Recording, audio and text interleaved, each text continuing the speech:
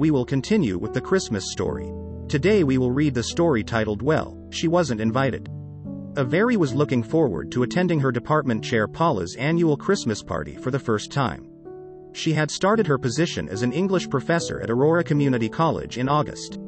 According to some of her colleagues, the party was the highlight of the year. Others remained silent about it. Avery's office mate Crystal was very enthusiastic the closer it got. Paula's really cheerful and welcoming at her party. The food is always excellent, she has it catered from the Ensley Grill, and the champagne and conversations flow freely all night, but those aren't the best parts of his party. Really? Those things seem pretty good to me, Avery said. They are, but every year she has some unique activity set up. The December before COVID hit, she had us all decorating ornaments. Paula provided us with the baubles and paints, glitter, sequins, you name it. The year before that, she set up a winter-themed photo booth. We had such a blast striking silly poses in front of a glittery white snow forest backdrop, especially the more we drank. Avery recalled seeing several years' worth of group holiday photos on Paula's office bulletin board. They consisted of some members of the English department wearing Santa hats, antlers, or necklaces made of lights. Never the whole department though. She had wondered why each year, one or two of her colleagues were missing but just assumed there were always people who couldn't attend. Avery wheeled her chair close to Crystal's desk and whispered, "You say Paula is really warm at her party. Does she actually relax? She can be a bit intense at times."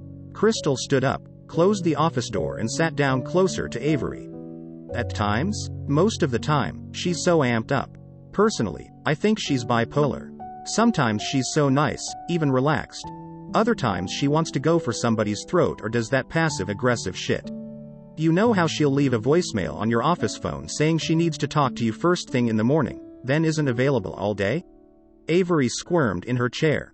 "Unfortunately, I know that tactic all too well. Yeah, she does that mostly with the newer people. Despite having issues, she has one very admirable trait, though." "What's that?" "She's a forward thinker. Always seems to be one step ahead of the latest trends in education." "Yes, I'll give her that. And, believe it or not, she's very chill at her party and goes all out to make sure everyone has fun. Rumor has it that she's doing an escape room this year." "What's that?" "It's when participants must work together to solve puzzles and unlock clues within an allotted period. They're really fun. The escape room will give us a chance to practice the critical thinking we teach." "Well, I look forward to it," Avery said and rolled her chair back to her desk. When Avery and her colleague Bernie arrived at Paula's house, they marveled at how beautifully the house was decorated. Along the walkway were miniature Christmas trees lit with sparkly white lights surrounded by blinking red, green, and blue lights. The eave of the roof was decorated with the same colorful lights, and the shrubs were resplendent with white fairy lights. On the door hung a white birch grapevine wreath decorated with white and red berries and a cheerful red bow. They rang the doorbell and were greeted by Paula's burly husband. "Come on in, ladies," he beamed. "May I take your coats?" Avery and Bernie removed their warm winter coats and handed them to Paula's husband. "Thank you. Your house looks beautiful," Bernie said. James chuckled, his white teeth sparkling as much as the lights. "Ah, it's all my wife's doing. I just hang the lights. What are your names? I don't believe I've met either of you before." "I'm Bernie and this is Avery. We just started at the college a few months ago." "I'm James, Paula's other half. The bar is straight ahead. Hors d'oeuvres are on the dining room table to the right. Help yourselves. I'd better go see if Paula needs any help," he said and pivoted towards the kitchen. "I'll let her know you're both here." At the bar, Avery and Bernie chatted with their colleagues Sean and his wife Karen, and each helped themselves to a glass of Prosecco.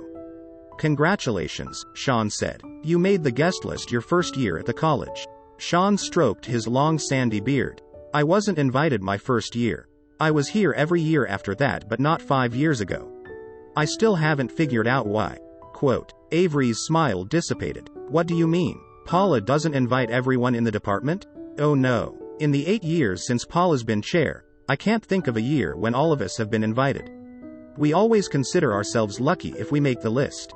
Quote. "That's crazy. How does she decide who she doesn't want to invite?" Avery said. "There's no rhyme nor reason for her selection. As far as I can tell, the people she invites are just the ones she likes at the time." "Don't tell me you've never experienced her cold shoulder before?" "Oh yeah. There were a few days not too long after I started here that Paula hardly said 2 words to me, even though I tried to engage her in conversation. Bernie folded her slender arms across her laced bodice. She's been acting weird towards me for a few weeks. Sean stood up straighter and spoke in a stage whisper. So, what are you guys doing for the holidays? Then muttered, here she comes. Paula sashayed towards them in a red sequined dress that hugged her voluptuous body a bit too tightly. There is some of my bouquet. That's how Paula always referred to the members of her department because each of them was unique and made up a beautiful whole. Merry Christmas. She gave Avery, Sean, and Karen a warm hug. It's nice to see you again, Karen. I don't know why more people don't bring their other halves. Then, with a forced smile, she gave Bernie a perfunctory hug. Bernie, I didn't expect you here. Avery put her weight on one foot and then the other. That's a weird thing to say. Paula had invited Bernie, hadn't she? Paula watched Bernie's smile fall and touched Avery's arm. Can I talk to you for a moment? Avery clenched her teeth and looked directly at Paula. I think I'm going to be reprimanded, but for the life of me, I don't know why. Avery, did you come with Bernie? Yes. Well, she's not on the guest list. Avery's jaw hurt as she watched Bernie giving them a furtive glance before walking towards the hors d'oeuvres table. Really? I didn't know that. She didn't want to confront her boss, but she felt she had to in defense of her girlfriend. Why wasn't Bernie invited? That's my business, not yours. All I can tell you is she needs to leave. Do I tell Paula that Bernie's my date? Would that make a difference? But she drove me here. Can't you just let her stay? Avery, I think very carefully about my guest list, and I don't make exceptions. You'll have to find another ride home. Either you tell her to leave, or I will, Paula said and stomped away. Avery hurried to the bathroom. She leaned against the sink as if it were holding her up. She stared at tears that brimmed in her dark brown eyes. Things are going so well between Bernie and me. Although I don't usually buy into that kind of stuff, I really do think she's my soulmate. I don't want to jeopardize that. If I tell Paula that Bernie's my date, she can't make her leave, can she? She said we could bring someone if we chose. Avery dabbed at her eyes and wiped away the smudged mascara from underneath them, touched up her peach-colored blush, and ran a comb through her long blonde hair. That would be the solution, but Bernie's right about keeping quiet about our relationship for now. Avery recalled Bernie's reasoning and had to agree with her. Even though we've been dating for 2 months, I don't think we should say anything, at least not until we're tenured. Do you think Paula or any of the administration are homophobic? Avery had said. Bernie shook her head. Probably not. Supposedly, the college embraces diversity, but the higher-ups may not like 2 people in the same department having a relationship. Avery cradled her forehead in her hands. What do? I can't just tell Bernie she wasn't invited and get another ride home. That would hurt her feelings and would be callous of me. I could tell her neither of us were invited, and we could both leave, but lying is no way to sustain a relationship. Maybe I just need to tell her the truth and leave the party with her. Avery reluctantly opened the bathroom door and searched for Crystal. My office mate will tell me what I should do since she'd worked under Paula since she had become chair and with her as a colleague years before.